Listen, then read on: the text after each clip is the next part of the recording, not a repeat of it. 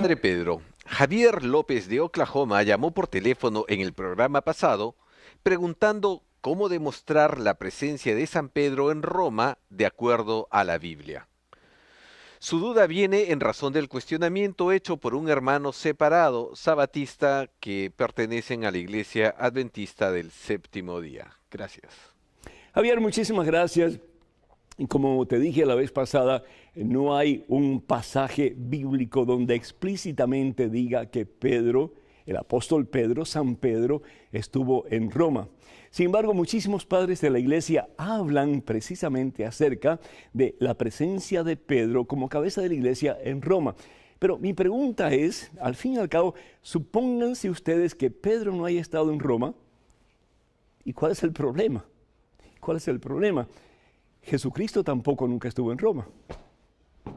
Y Jesucristo es la piedra angular de la iglesia que él establece sobre Pedro y los demás apóstoles, que es la iglesia católica. Entonces el hecho de que Pedro no haya estado en Roma no quita nada de que Pedro es el vicario de Cristo, es decir, es el representante de Jesús en la tierra.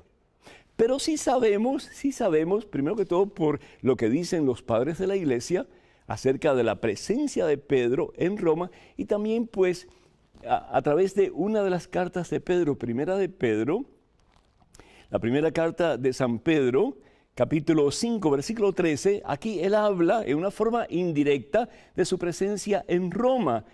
Y en aquellos tiempos los seguidores de Jesús llamaban a Roma la Babilonia, porque era el centro del paganismo, era un lugar muy poderoso, una ciudad de mucho auge económico, en fin, ¿verdad? Entonces la identificaban con la Babilonia antigua.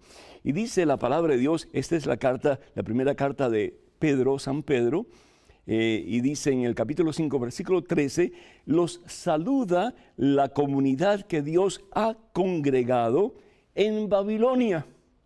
Los saluda la comunidad que Dios ha congregado en Babilonia, también los saluda mi hijo Marco. Salúdense unos a otros con el beso fraterno. Este es Pedro hablando, esta es la primera carta de San Pedro. Y él en esta carta, él habla de que la comunidad en Babilonia, a la cual él pertenece como congregado, saluda. Y también dice, lo saluda mi hijo Marcos. Entonces sí tenemos pruebas bíblicas, aunque no directamente, pero sí en una forma contundente, de que San Pedro definitivamente estuvo en Roma. ¿Y por qué Roma? Pues porque Roma era la capital del Imperio Romano, tan sencillo como eso. Parece una redundancia, pero es cierto.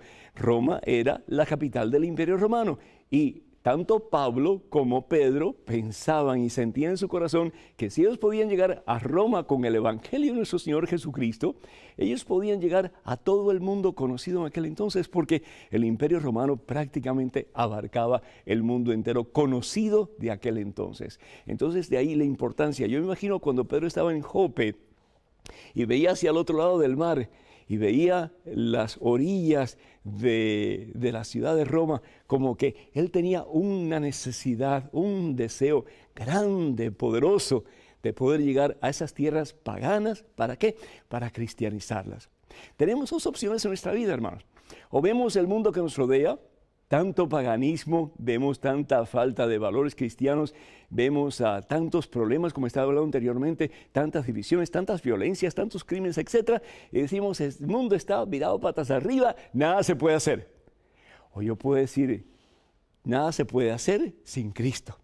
Pero si yo me aferro a Jesucristo, si yo me acerco a Jesucristo, si yo dejo que Jesús realmente me siga transformando a imagen y semejanza de Él, haciendo lo que yo sé que Él me pide, yo tengo poder, hermano. Yo tengo poder de Dios porque Dios comienza a llenarme de su presencia de tal manera que Dios me usa a mí con poder. ¿Para qué? Para cristianizar al mundo. Fíjense, los discípulos de Jesús eran muy poquitos y cómo ellos pueden cristianizar el mundo en que les tocó vivir en aquel entonces. Nosotros podemos hacer lo mismo en el día de hoy, en el ambiente y en los ámbitos que nos podemos encontrar. ¿Por qué? Porque no lo vamos a hacer solo.